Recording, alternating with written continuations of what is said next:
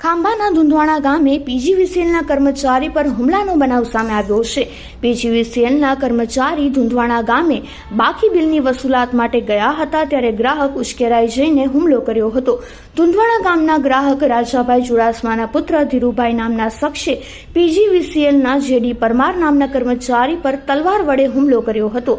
કર્મચારીને સામાન્ય ઈજા પહોંચતા ખાંભાના સામૂહિક આરોગ્ય કેન્દ્ર ખાતે સારવાર માટે ખસેડવામાં આવ્યા હતા। પીજીવીસીએલ ના કર્મચારીએ ખાંભા પોલીસ મથકમાં ફરિયાદ પણ નોંધાવી છે। સાહેબ, આપનું નામ શું છે ને આપના કર્મચારી ઉપર હુમલો થયો છે, આખી વિગત આપી ગયો ને। હું હાલ છેલ્લા 2 વર્ષથી ખાંભા પીજીવીસીએલ ઓફિસમાં જુનિયર એન્જિનિયર તરીકે ફરજ બજાવું છું।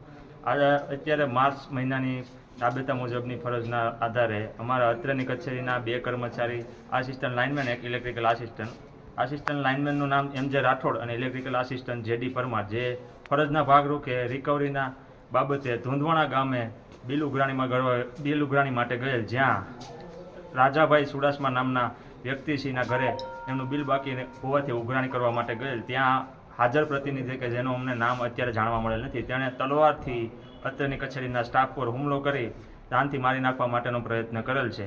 આગળની કાર્યવાહી માટે અત્યારે પ્રાથમિક તપાસ માટે અમે હાલ ખાંભા સિવિલ હોસ્પિટલમાં હાજર થયા છીએ અને પોલીસ સ્ટેશને જાણ કરી છે। આવા તત્વોને પોલીસ સબક શીખાવે એવી અમારી માંગ છે।